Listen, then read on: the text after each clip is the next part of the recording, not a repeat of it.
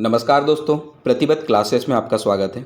यह क्लास मध्य प्रदेश प्राथमिक शिक्षक भर्ती परीक्षा 2025 के लिए साइंस विषय की क्लास है तथा इसमें हमने कुछ विशेष साइंस के प्रश्नों को लिए हैं जिसकी परीक्षा में आने की संभावना है। इससे पहले भी हम आपको लगातार साइंस की क्लास दे रहे हैं। तो चलिए बिना देरी के हम अभ्यास करते हैं आज के साइंस के कुछ विशेष प्रश्नों का। आज का हमारा पहला प्रश्न हमने लिया है, निम्न में से क्या जीव समुदाय का अवयव नहीं है। आपको ऑप्शन दिया है ए अपघटक, बी उपभोक्ता, सी मृदा और डी प्रक्रियाएं। तो आपको इसमें से ढूंढना है कि जीव समुदाय में क्या शामिल नहीं होता है। इसका सही उत्तर हो जाएगा ऑप्शन नंबर सी, मृदा। मृदा जो होती है जीव समुदाय में शामिल नहीं होती है। इसके अतिरिक्त जितने भी अपघटक होते हैं, जितने भी उपभोक्ता होते हैं और उनसे जुड़ी हुई प्रक्रियाएं होती हैं, इन्हें जीव समुदाय में शामिल किया जाता है। अगला प्रश्न हम देखेंगे, तेल तथा वसा की विकृत गंधिता से रिक्त के उपयोग द्वारा बचा जा सकता है। आपको ऑप्शन दिया है ए प्रतिऑक्सीकरण यानी एंटीऑक्सीडेंट, बी प्रतिजैविक यानी एंटीबायोटिक, सी रक्त कारक और डी परिरक्षक। तो इसका सही उत्तर हो जाएगा ऑप्शन नंबर ए प्रतिऑक्सीकारक। अब यहाँ पे विकृत गंधिता को थोड़ा सा समझ लेते हैं। विकृत गंधिता जो होती है वसा और तेल युक्त जितने भी खाद्य पदार्थ होते हैं इनमें तब आती है जब वे ऑक्सीजन के संपर्क में आते हैं। जैसे ये ऑक्सीजन के संपर्क में आते हैं तो वो क्रिया करने लगते हैं ऑक्सीजन के साथ में, और ऐसे जो खाद्य पदार्थ होते हैं वो खराब होने लगते हैं। इससे उसका स्वाद बदल जाता है, उसकी गंध बदल जाती है। तो इसी प्रकार की जो प्रक्रिया होती है उसे हम विकृत गंधिता बोलते हैं। खाद्य पदार्थों को अगर विकृत गंधिता से बचाना है तो उसे रेफ्रिजरेटर या फिर फ्रीजर जैसी चीज़ में रखना चाहिए। उन्हें हवा से दूर एयर टाइट कंटेनर में भी रखा जा सकता है। इसके अतिरिक्त नाइट्रोजन से प्रभावित नाइट्रोजन जो होती है वो ऑक्सीजन की जगह पर भर करके रखा जा सकता है। जैसे कि आप देखते हैं कुरकुरे के पैकेट इत्यादि आते हैं, उसमें ऑक्सीजन से डायरेक्ट कुरकुरे मिल ना पाए या उसके साथ में क्रिया ना कर पाए, इसलिए उसमें नाइट्रोजन भर दिया जाता है। तो ऐसे कुछ कारक होते हैं जिनका उपयोग करके हम विकृत गंधिता से खाद्य पदार्थ को बचा सकते हैं। अगला प्रश्न हम देखेंगे, ये थोड़ा सा प्रैक्टिकली प्रश्न है। भारी बारिश हो रही है और सोनम बगीचे से अपने घर तक पहुंचना चाहती है। वह रास्ता जिस पर उसके फिसलने की न्यूनतम संभावना है इससे स्तरित है। तो आपको बताना है ऐसा कौन सा रास्ता उसको चुनना चाहिए जहाँ पे वो फिसल ना पाए या न्यूनतम फिसलने की संभावना हो। ऑप्शन ए है अधृढ़ मिट्टी, बी बजरी, सी पालिश किया हुआ संगमरमर और डी सीमेंट। इसका सही उत्तर हो जाएगा ऑप्शन नंबर बी बजरी। अगर बारिश हो रही है तो निश्चित तौर पर घर्षण जो होगा पानी के कारण जो सोनम है उसके पैरों और ज़मीन जो सतह है जिस पे वो चल रही है उस पे कम होगा। तो ऐसी कंडीशन में घर्षण बढ़ाने के लिए बजरी सबसे अच्छा विकल्प होगा। जो मिट्टी है मिट्टी के ऊपर भी उससे फिसलन होगी, पालिश किया हुआ संगमरमर में भी फिसल सकती है तथा सीमेंट की रोड में भी वो फिसल सकती है। तो सही उत्तर हो जाएगा बजरी। अगला क्वेश्चन हम देखते हैं, यकृत शोध में आंखों और त्वचा के श्वेत पटल में सामान्यतः कौन सा वर्णक होता है। आपको ऑप्शन दिया है ए क्लोरोफिल, बी जेंथोफाइल, सी कैरोटीनाव और डी है बिलुरुबिन। तो इसका सही उत्तर हो जाएगा ऑप्शन नंबर डी बिलुरुबिन। यकृत शोध का जो अन्य नाम है वो है हेपेटाइटिस। आपने कई बार सुना होगा हेपेटाइटिस। इसके टीके भी लगते हैं, आपने लगवाया होगा हेपेटाइटिस बी। तो हेपेटाइटिस को ही यकृत शोथ बोला जाता है। इसमें आंखों और त्वचा की श्वेत पटल पर पीला दिखाई देने लग सकता है और इसे जो साधारण नाम है हम पीलिया उस नाम से भी जानते हैं, यानी यकृत शोथ को हम पीलिया भी कहते हैं।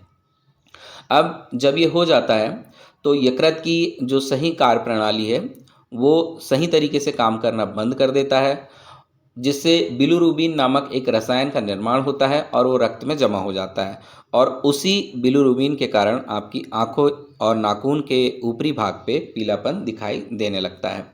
अगला क्वेश्चन हम देखते हैं, निम्न में से कौन सा एक बैक्टीरिया के कारण होने वाला पादप रोग है। आपको ऑप्शन दिया है ए भिंडी का पीला सिरा मोजेक, बी गेहूं का किट, सी सिट का कैंकर और डी है आलू सीर्णता। इसका सही उत्तर हो जाएगा option number C, citrus canker. अब यहाँ पे पूछा है कि कौन सा बैक्टीरिया के कारण होने वाला पादप रोग है। तो जीवाणु जनित पादप रोगों में बहुत सारे रोग होते हैं। इसमें फायर ब्लाइट जो होता है जीवाणु, वो सेब और नाशपाती और अन्य पौधों की बीमारी में होता है। जीवाणु जनित में विल्ट जीवाणु जनित विल्ट जो होता है वो आलू की एक गंभीर बीमारी होती है। ब्लैंक रॉक जो है क्रूसीफर्स नामक रोग जो होता है वो फैलाता है। इसी प्रकार जो सिट्स होता है, सिट्स कैंकर, एक जीवाणु रोग होता है जो नींबू के पौधों को प्रभावित करता है और नींबू की पत्तियां पीली पड़ जाती हैं, उसके फल छोटे होने लगते हैं। अगला क्वेश्चन देखेंगे, रोग का निदान कैसे किया जाता है। ऑप्शन ए, रोग के चिन्ह लक्षणों का आधार निर्धारित करेंगे, बी रोग के चिन्ह और लक्षण के द्वारा, सी लक्षण रोग का संकेत कर सकते हैं और डी शरीर प्रणाली बिगड़ जाएगी। इसका सही उत्तर ऑप्शन नंबर ए होगा। रोग का निदान उनके रोगों के चिन्ह यानी रोगों की पहचान करके उनके लक्षणों के आधार पर हम निर्धारित करेंगे। अगला प्रश्न हम देखेंगे, नाइट्रोजन का उपयोग खाद्य वस्तुओं के प्रक्षालन हेतु रिक्त को हटाने के लिए किया जाता है। आपको ऑप्शन दिया है, ए chlorine, B oxygen, C hydrogen, D जल।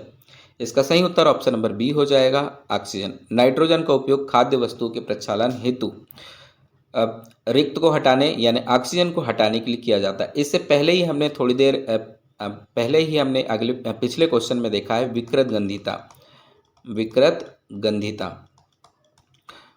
गंधिता में हमने ये देखा कि खाद्य पदार्थों के साथ जैसे ही ऑक्सीजन मिलती है, खाद्य पदार्थ खराब होने लगते हैं, उससे दुर्गंध आने लगती है। तो उससे बचाने के लिए हम नाइट्रोजन का उपयोग भी करते हैं।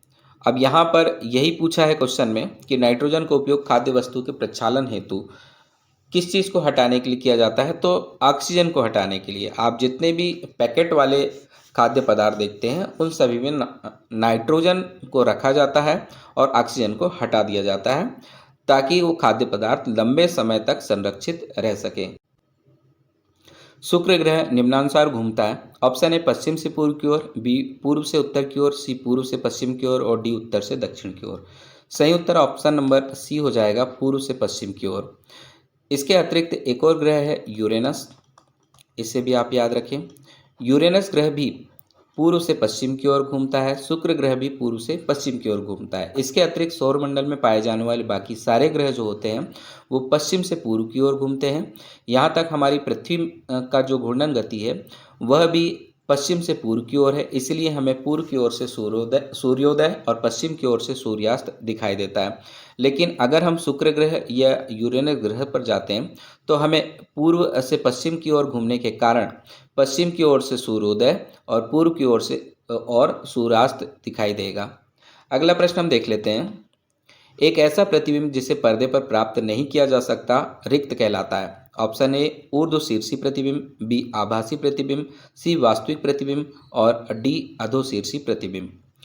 अगर आपने दर्पण पढ़ा है तो इसका सही उत्तर आप दे पाएंगे। इसका सही उत्तर है ऑप्शन नंबर बी, आभासी प्रतिबिंब, जिसे पर्दे पर प्राप्त नहीं किया जा सकता है। जब आप दर्पण पढ़ते हैं तो दो प्रकार के दर्पण आपने पढ़े हैं। एक दर्पण है उत्तल दर्पण और दूसरा दर्पण है अवतल दर्पण। तो जो अवतल दर्पण है उसमें जितने भी प्रतिबिंब आपको दिखाई देते हैं वो आपको वास्तविक रूप से दिखाई देते हैं, लेकिन उत्तल दर्पण जो होते हैं, उत्तल दर्पण में आप केवल मान लेते हैं कि इस स्थान पर प्रतिबिंब बनेगा हमारे फिजिक्स के नियम के अनुसार, और ये जितने भी प्रतिबिंब बनेंगे जिसे हम केवल मान रहे हैं कि यहाँ पे प्रतिबिंब होगा, ये आभासी प्रतिबिंब होंगे। अगला प्रश्न हम देखेंगे, लटका हुआ दंड चुंबक घुमाया जाता है, यह उत्तर दक्षिण दिशा में ठहरता है, यह दर्शाता है कि पृथ्वी का अपना रिक्त होता है। तो यहाँ पर आपसे बोला है कि एक दंड चुंबक आपने देखा होगा इस तरह से होता है। एक दंड चुंबक को आप हवा में लटका देते हैं, एक निश्चित दिशा में जाकर के वो ठहर जाता है। तो बताता है कि क्या पृथ्वी का अपना क्या होता है। तो आप पहले ऑप्शन पढ़ लेते हैं फिर हम समझते हैं।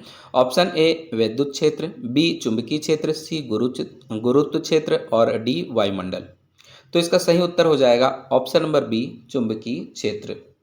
अगर दंड चुंबक को लटका दे रहे हैं तो एक निश्चित दिशा में वो खड़ा हो रहा है या स्थिर हो रहा है, इसका मतलब उसका जो नॉर्थ पोल है वो कहीं ना कहीं साउथ पोल को आकर्षित कर रहा है और साउथ पोल नॉर्थ पोल को आकर्षित कर रहा है। इसका मतलब पृथ्वी का अपना एक निश्चित चुंबकत्व होता है जो उसके ध्रुवों पर टिका होता है। अगर दंड चुंबक में हम देखेंगे उसका जो नॉर्थ वाला चिन्ह है, इसका मतलब ये है कि हमारे पोल के साउथ वाले चुंबकीय क्षेत्र की ओर वो आकर्षित हुआ है, और अगर उसका दंड चुंबक का साउथ वाला पोल है वो हमारे पृथ्वी के नॉर्थ पोल की ओर आकर्षित हुआ है। ये साबित करता है कि पृथ्वी का अपना एक निश्चित चुंबकत्व है। अगला प्रश्न देखेंगे। पाचन में मदद करने के लिए पेट में उत्पादित होने वाला अम्ल है। ऑप्शन ए हाइड्रोक्लोरिक अम्ल, बी लैक्टिक अम्ल, सी सल्फ्यूरिक अम्ल और डी साइट्रिक अम्ल। इसका सही उत्तर ऑप्शन नंबर ए होगा, हाइड्रोक्लोरिक अम्ल यानी HCl। जब हम खाते हैं तो पेट की पार्श्विका कोशिकाएं जो होती हैं वह HCl को रिलीज करती हैं, उसका स्राव करती हैं, जिससे लगभग 1.5 से लेकर 3.5 pH मान वाला ये अम्ल की सांद्रता दर्शाता है। pH मान वाला अम्लीय वातावरण बन जाता है और यह अम्लीय वातावरण पाचन क्रिया में कई आवश्यक कार्य करता है। जैसे कि सबसे पहले तो जैसे ही भोजन आपके शरीर के अंदर जाता है, पेट में पहुंचता है, तो उस दौरान इसके रिलीज होने के साथ ही जितने भी अवांछित बैक्टीरियाज होते हैं उन्हें मार देता है और पाचन क्रिया में मदद करता है। अगला क्वेश्चन देखेंगे। पशु जगत का सबसे बड़ा फाइलम है। आपको ऑप्शन ए दिया है सिलेंट रेटा, बी आर्थ्रोपोडा, सी एनेलिडा और डी प्रोटोजोआ। तो इसका सही उत्तर हो जाएगा ऑप्शन नंबर बी आर्थ्रोपोडा। पशु जगत का सबसे बड़ा फाइलम जो होता है वो आर्थ्रोपोडा होता है। प्राणी जगत को मुख्य रूप से 11 संघों में वर्गीकृत किया जाता है और उन्हीं 11 संघों के अंतर्गत एक है आर्थ्रोपोडा, और आर्थ्रोपोडा पशु जगत का सबसे बड़ा फाइलम होता है। इसमें कीट पाए जाते हैं, साथ में मकड़ी, केकड़े, झींगा जैसे कई प्रकार के जीव शामिल इसमें होते हैं।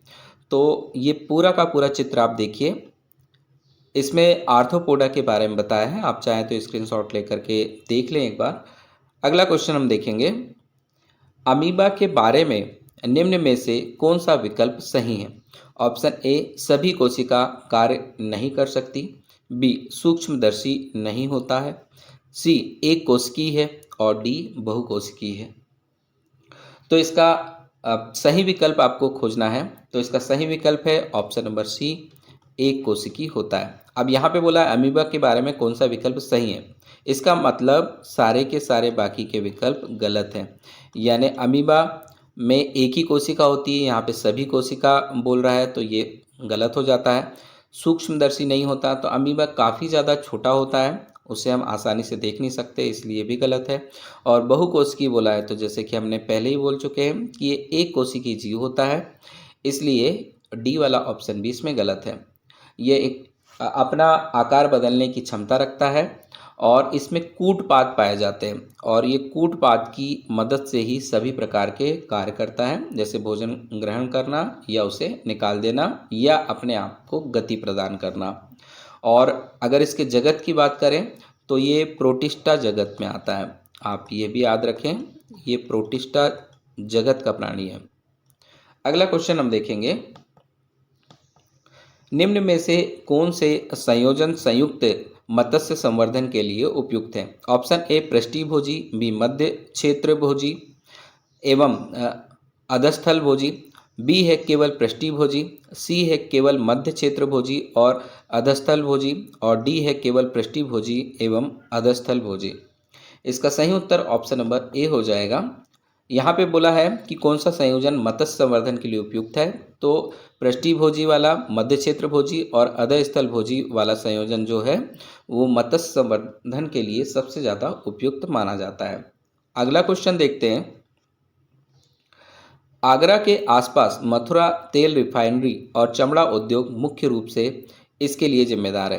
तो आप देखते हैं आगरा के आसपास काफ़ी ज़्यादा तेल रिफाइनरी हैं और चमड़ा उद्योग हैं, उससे क्या नुकसान हो रहा है आपको बताना है। ए, दिल्ली में वायु प्रदूषण, बी, दिल्ली में अम्ल वर्षा, सी, ताजमहल में तथा उसके आसपास अम्ल वर्षा, और डी है त्वचा रोग। इसका सही उत्तर हो जाएगा ऑप्शन नंबर सी, ताजमहल में तथा उसके आसपास में अम्ल वर्षा का होना। तो इस तरह के जो कंपनीज हैं, रिफाइनरीज हैं, इनसे निकलने वाले सल्फर डाइऑक्साइड, जो सल्फर डाइऑक्साइड होता है, और नाइट्रोजन डाइऑक्साइड, ये दोनों ही हवा में रिलीज होते हैं और जब बारिश होती है तो ये अम्लीय वर्षा का कारण बनते हैं। इससे ताजमहल की जो दीवारें हैं वो क्षतिग्रस्त हो रही हैं, उसमें पीलापन आ रहा है। तो रिफाइनरी से निकलने वाले जितने भी निलंबित कण होते हैं, या जिसे आप सस्पेंडेड पर्टिकुलर मैटर के नाम से भी जानते हैं, ये संगमरमर को नुकसान पहुंचा रहे हैं। अगला क्वेश्चन देखेंगे। निम्न में से कौन सा प्रोटिस्टा से संबंधित है? ऑप्शन दिया है ए, अवपक फफूंदी, बी, काली फफूंदी, सी, नीली फफूंदी, और डी, गुलाबी फफूंदी। इसका सही उत्तर है ऑप्शन नंबर ए, अवपक फफूंदी। अवपक फफूंदी जो होगा वो प्रोटिस्टा से संबंधित है। प्रोटिस्टा से संबंधित और क्या क्या होता है? तो अमीबा होता है, यूग्लिना होता है, ठीक है, स्लीमेन मोल्ड होता है, डायोटोम होता है, इसके अलावा पैरामीशियम और डाइनोफ्लेगेट और मैक्रो मैक्रोल्गा, ये सभी जो होते हैं ये सारे के सारे प्रोटिस्टा जगत से आते हैं। तो इनके चित्र आप देख लें और याद रख लें। अगला क्वेश्चन देखते हैं। उस श्वेत तंतु युक्ति संयोजी ऊतक का नाम बताएं जो पेशियों को अस्थियों से जोड़ता है। तो आपको बताना है श्वेत तंतु युक्त संयोजी ऊतक कौन सा है जो पेशी और अस्थि को जोड़ रहा है। ए है स्नायु, बी श्वेत रक्त ऊतक, सी उपास्थि, और डी कंडरा। इसका सही उत्तर ऑप्शन नंबर डी है। इससे पहले ही क्लास में भी ये क्वेश्चन आया था। श्वेत तंतुयुक्त संयोजी ऊतक जो पेशियों को अस्थियों से जोड़ता है उसे कंडरा कहते हैं, या फिर दूसरा नाम उसका स्नायु है, स्नायु के नाम से भी उसको जानते हैं। और अगर कभी इंग्लिश में आ जाता है तो उसे टेंडन भी कहते हैं। तो टेंडन, स्नायु या कंडरा एक ही चीज़ है। ये एक प्रकार का मजबूत और लचीला प्रोटीन होता है जो कोलेजन फाइबर एक विशिष्ट ढंग से इसमें व्यवस्थित होते हैं, जो कंडरा को अपनी शक्ति और लचीलापन प्रदान करते हैं। तो ये पेशियों और अस्थियों को जोड़ता है जिससे हमारा शरीर का संचालन प्रॉपर तरीके से हो पाता है। अगला क्वेश्चन देखते हैं। निम्न वर्णित क्लोन के बारे में एक विशेषता गलत है, उसकी पहचान करें। तो क्लोन की विशेषता में जो गलत है वो बताना है। ए, पहला क्लोन जीव भेड़ डाली था। बी, क्लोन भेड़ डाली अपने माता पिता के समान नहीं था। सी, विल्मुट ने वयस्क भेड़ के पहले क्लोन को विकसित किया। और डी, डाली उस वयस्क भेड़ का सटीक प्रतीक थी जहां से नाभिक लिया गया था। तो इसका सही उत्तर है ऑप्शन नंबर बी, क्लोन भेड़ डाली अपने माता पिता के समान नहीं था। मतलब ये ऑप्शन जो है ये गलत है। इसके अतिरिक्त बाकी के सारे ऑप्शन सही हैं, यानी सबसे पहला जो क्लोन बनाया गया था वो एक भेड़ था और उसका नाम डॉली था। इसके अलावा किसने बनाया था? तो विल्मुट नामक जो वैज्ञानिक थे उन्होंने सबसे पहले वयस्क भेड़ के क्लोन को विकसित किया था। और जो डाली थी उसके जो माता पिता थे उसके जैसे ही दिखाई देती थी, इसलिए वयस्क भेड़ के सटीक प्रतीक के रूप में इसे माना जाता है। अगला क्वेश्चन देखेंगे। वर्षा में कमी इसके कारण होती है। ए, ग्लोबल वार्मिंग, बी, वनीकरण, सी, मृदा अपरदन, डी, मृदा संरक्षण। सही उत्तर इसका ऑप्शन नंबर ए हो जाएगा, ग्लोबल वार्मिंग। ग्लोबल वार्मिंग का एक मुख्य प्रभाव वर्षा के पैटर्न में परिवर्तन है। आप देख रहे हैं कि धरती पर ग्लोबल वार्मिंग बढ़ रही है, यानी काफ़ी ज़्यादा तापमान बढ़ रहा है। इसी वजह से ग्लेशियर पिघल रहे हैं और कुछ क्षेत्र जहाँ पे ज़्यादा वर्षा होती थी वहाँ पे कम वर्षा होना प्रारंभ हो गई, और जहाँ पर बिल्कुल वर्षा नहीं होती थी वहाँ वर्षा होने लगी। तो ये विभिन्न प्रकार का जो पैटर्न चेंज हो रहा है ये ग्लोबल वार्मिंग के कारण हो रहा है। अगला क्वेश्चन हम देखेंगे। विद्युत हीटर में प्रयुक्त की गई तारों की कुंडली को कहा जाता है। ए, तंतु, बी, सेल, सी, बैटरी, और डी, एलिमेंट। सही उत्तर आप जान चुके हैं। सही उत्तर है ऑप्शन नंबर डी, एलिमेंट। विद्युत हीटर में तारों की एक कुंडली बनी रहती है, आप देखे होंगे कई बार। हीटर के अंदर इस तरह की कुंडली लगी हुई होती है और वो जो कुंडली होती है इसे ही एलिमेंट कहते हैं। कुंडली को हीटिंग तत्व या हीटिंग एलिमेंट या हीटिंग कॉइल के नाम से भी जाना जाता है। ये एक ऐसा तत्व होता है जो विद्युत ऊर्जा को ऊष्मा में बदल देता है, जिससे हीटर गर्म होता है। अगला क्वेश्चन हम देखेंगे। संरचनाएं जो शरीर में गैसों के विनिमय के पृष्ठीय क्षेत्रफल को बढ़ाती हैं। ऑप्शन ए श्वसनिकाएं, बी कोपिका, सी फुफ्फुस और डी श्वास नली। तो इसका सही उत्तर ऑप्शन नंबर बी हो जाएगा, कुपिका, जिसे एल्वियोली के नाम से भी आप जानते हैं। शरीर में गैसों के विनिमय के लिए पृष्ठीय क्षेत्रफल को बढ़ाने में मदद करने वाली प्रमुख संरचना एल्वियोली ही होती है, जिसे आप कुपिका या फिर गलफड़ के नाम से भी जानते हैं। गलफड़ जनरली ये मछलियों में देखा जाता है, उसके नाम से भी आप जानते हैं। एल्वियोली फेफड़ों में मौजूद छोटी वायु थैलियों के जैसी होती हैं। जब गलफड़े पानी में रहने वाले जीवों में गैस विनिमय के लिए उपयोग किए जाते हैं, तो ये गलफड़ जो है मछली जैसे जीवों में होते हैं और कुपिकाएं अन्य जीवों में मिलते हैं। अगला क्वेश्चन देखते हैं। प्लास्टिक बहुत उपयोगी है और इन दिनों व्यापक रूप से उपयोग की जाती है क्योंकि यह ऑप्शन ए वजन में हल्की और मजबूत होती है, बी जल की अच्छी अवशोषक होती है, सी ऊष्मा और विद्युत की सुचालक होती है और डी रसायनतः अभिक्रियाशील होती है। तो इसका सही उत्तर होगा ऑप्शन नंबर ए, वजन में हल्की और मजबूत होने के कारण ही प्लास्टिक का उपयोग इस समय पे व्यापक रूप से किया जा रहा है। लेकिन इसके कुछ दुष्परिणाम भी हैं। अगर आप प्लास्टिक का उपयोग कर रहे हैं तो ये बहुत जल्दी जो होता है ये इसका डिकम्पोजिशन नहीं होता है। बहुत जल्दी डिकम्पोजिशन नहीं होने के कारण प्लास्टिक प्रदूषण भी धरती पे बढ़ता जा रहा है। अगला क्वेश्चन देखेंगे। मानव में सबसे लंबी कोशिका का नाम बताइए। ऑप्शन ए तंत्रिका कोशिका, बी पेशी कोशिकाएं, सी रोम कोशिकाएं और डी है माइकोप्लाज्मा। इसका सही उत्तर है option number A. Option number A में आएगा तंत्रिका कोशिका। मानव में पाई जाने वाली सबसे लंबी कोशिका होती है तंत्रिका कोशिका। तंत्रिका कोशिका कुछ इस तरह से दिखाई देती है। तंत्रिका कोशिका को हम अन्य नाम न्यूरॉन के नाम से भी जानते हैं, इसे आप न्यूरॉन भी कहते हैं। और ये एक विशेष प्रकार की कोशिका होती है जो तंत्रिका तंत्र की मूल इकाई के रूप में मानी जाती है। अब क्यों मूल इकाई मानी जाती है? क्योंकि यही कोशिका जो होती है ये विद्युत संकेतों को संचारित करने, उन्हें प्राप्त करने के लिए जिम्मेदार होती है। न्यूरॉन मुख्य रूप से 3 भागों में बटा होता है। एक है डेंड्राइट्स, दूसरा सेल बॉडी और तीसरा है एक्सॉन।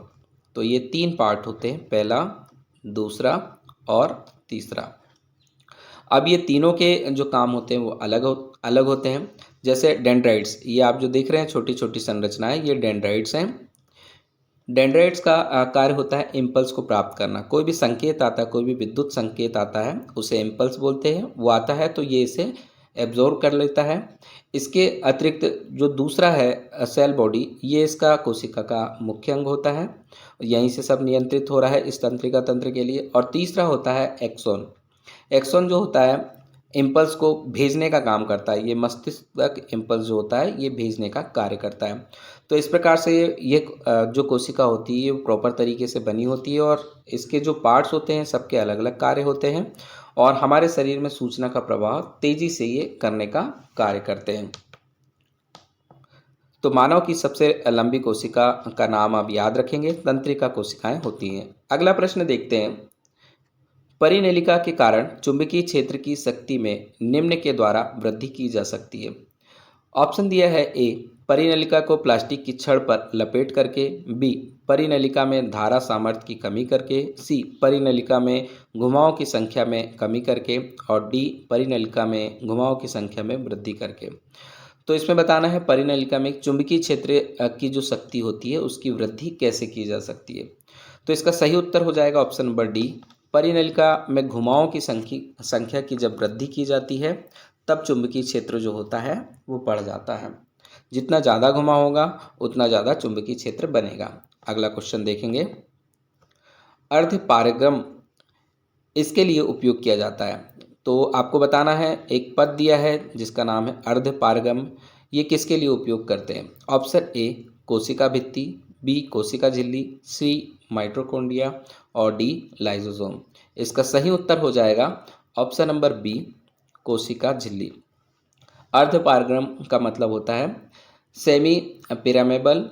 इस शब्द का उपयोग उन झिल्लियों या पदार्थ के लिए किया जाता है जो अपने अंदर से अणुओं को आर पार करने देती है, मतलब अंदर से बाहर की ओर और बाहर से अंदर की ओर तत्वों को आने जाने देती हैं। ऐसी झिल्लियां कहलाती है अर्धपारगम्य, जो कुछ अणुओं को तो जाने देती है, लेकिन कभी कभी कुछ अणुओं को यह ब्लॉक कर देती है, जाने नहीं देती।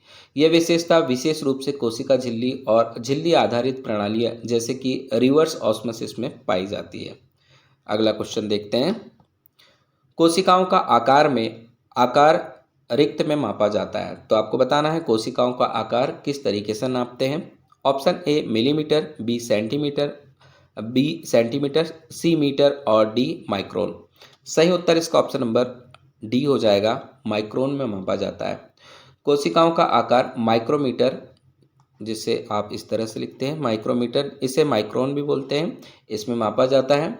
माइक्रोमीटर मीटर का 10 लाखवां भाग होता है। कोशिकाओं का आकार आमतौर पर 1 से लेकर के 100 माइक्रोमीटर के बीच में होता है, लेकिन कुछ कोशिकाएं जैसे कि कोशिकाओं में अंडे भी शामिल होते हैं, तो ये अंडे जो होते हैं इनका जो आकार होता है ये बड़ा होता है। अगर सबसे बड़े अंडे की बात करें तो सबसे बड़ा अंडा होता है शुतुरमुर्ग का, और इसे ही आप सबसे बड़ी कोशिका मान सकते हैं। अगला क्वेश्चन देखते हैं। पेशी की विशेषताओं के बेमेल समूह को चिन्हित करें। ए कंकाल ऐच्छिक है, बी कंकाल पट्टीदार है, सी चिकनी पेशी बिना पट्टीदार और डी चिकनी पेशी ऐच्छिक। तो इसका सही उत्तर ऑप्शन नंबर डी हो जाएगा। चिकनी पेशी जो ऐच्छिक लिखा है, ये वाला जो समूह है ये बेमेल है।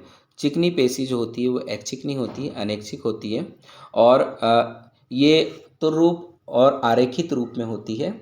ये पेशियाँ उदर के विसरल अंगों में पाई जाती हैं। ये पेशियाँ हमारी इच्छा के नियंत्रण में नहीं होती तथा इन पर हार्मोन और स्वायत्त तंत्रिका तंत्र का नियंत्रण होता है। इसके अलावा कंकाल पेशी की जो संरचना होती है वो पट्टीदार होती है, ये बिल्कुल सही है। कंकाल पेशी का ऐच्छिक होती है, ये भी सही है। और चिकनी पेशी जो होती है वो बिना पट्टीदार होती है, ये भी बिल्कुल सही है। अगला क्वेश्चन देखेंगे। हमारे देश में वनों के व्यापक भूभाग खाली कर दिए गए और पौधों की एक प्रजाति की खेती की गई। यह अभ्यास इससे प्रेरित करता है। ऑप्शन ए क्षेत्र में एकल कृषि, बी क्षेत्र में प्राकृतिक पारिस्थितिकी तंत्र का संरक्षण, सी क्षेत्र में जैव विविधता और डी प्राकृतिक वन का विकास। पहले क्वेश्चन आप अच्छे से पढ़ लें। हमारे देश में वनों के व्यापक भूभाग को खाली कर दिया गया, यानी बहुत सारे वन को एक साथ काट दिया गया और पौधों की एक नई प्रजाति की खेती की गई। ऐसा प्रायः जो वनों के किनारे रहने वाले गांव हैं वहाँ पे अक्सर देखा जाता है। तो इस प्रकार की खेती को आप क्या बोलेंगे? एक ही प्रकार के पौधे रोपण करके खेती की जा रही है। तो इसका सही उत्तर हो जाएगा ऑप्शन नंबर ए क्षेत्र में एकल कृषि। एकल कृषि जिसे आप मोनोकल्चर के नाम से भी जानते हैं, यह किसी क्षेत्र में एक ही फसल को लगातार उगाने और कई वर्षों तक उगाते रहने के लिए उपयोग किया जाता है। एकल कृषि के आर्थिक लाभ आमतौर पर खेती की जाने वाली भूमि के क्षेत्रफल के साथ बढ़ते जाते हैं। यही कारण है कि वे आमतौर पर लगातार कई सैकड़ों या हजारों एकड़ तक फैल सकते हैं। जितना ज़्यादा वन काट के एक जैसी खेती करना प्रारंभ करेंगे तो फैलता जाएगा। तो यहाँ पे सही उत्तर हो जाएगा क्षेत्र में एकल कृषि। अगला क्वेश्चन देखेंगे। दो समांतर रेखाएं एक तिर्यक रेखा द्वारा प्रतिच्छेदित हैं। संगत कोण ऑप्शन ए समान नहीं है, बी समान है, सी कोण का योग 180 डिग्री है और डी पहला दूसरे का 2 गुना है। तो पहले तो आप संगत कोण देख लें, फिर उसके बाद में हम उत्तर पे डिस्कशन करते हैं। तो यहाँ पे बोला है दो जो समांतर रेखा है उसको एक तिर्यक रेखा काट रही है। तो ए बी एक समांतर रेखा है, सी डी दूसरी समांतर रेखा है और एक्स वाई एक तिर्यक रेखा है, उसको काट रही है। अब यहाँ पे आपसे क्वेश्चन पूछा था कि क्वेश्चन में ये पूछा गया है कि इस तरह के जो प्रतिच्छेदित कर रही हैं, तो इसमें जो संगत कोण बनेंगे वो कैसे होंगे? तो समान होंगे, समान नहीं होंगे, कोणों का योग 180 डिग्री होगा और पहला कोण दूसरे का दोगुना होगा, आपको ये बताना है। तो सही उत्तर है ऑप्शन नंबर बी, ये समान होगा। किस तरह से समान होगा उसको चलो देख लेते हैं। आपको यहाँ पे संगत कोण बताया, जैसे कोण 3 कोण 2 के समान है, कोण 1 कोण 4 के समान है, कोण 5 कोण 8 के समान है, कोण 7 कोण 6 के समान है। तो संगत कोण में यहाँ पे आ जाएगा कोण 5 और कोण 1 ये समान है। इसी प्रकार कोण 8 कोण 4 समान है, कोण 7 कोण 3 समान है और कोण 6 कोण 2 समान है। तो ये संगत कोण जो होते हैं वो बिल्कुल बराबर होते हैं। अगला क्वेश्चन देखते हैं। स्पाइरोगाइरा अनुपात बहुकोशिकीय शैवाल, समानुपात रिक्त, फिर अनुपात में एक कोशिकीय शैवाल। तो आपको बताना है रिक्त स्थान पे क्या आएगा। आपको इसमें ऑप्शन दे रखा है। ऑप्शन नंबर ए है क्लेमाइडोमोनास, बी है पारफाइरा, सी यूलोथ्रिक्स और डी है सारगेसम। इसका सही उत्तर होगा ऑप्शन नंबर ए। स्पाइरोगोरा एक बहुकोशिकीय सेल है, तो क्लेमाइडोमोनास जो होता है एक कोशिकीय शैवाल होगा। तो आपका सही उत्तर हो जाएगा ऑप्शन नंबर ए। क्लेमाइडोमोनास हरी शैवाल की एक प्रजाति होती है जो एक कोशिकीय शैवाल के रूप में होती है। दोस्तों, ये आज का हमारा अंतिम अभ्यास प्रश्न था। इसी तरह के विज्ञान के अभ्यास प्रश्नों के लिए आप हमारे साथ लगातार बने रहें। धन्यवाद। जय हिंद।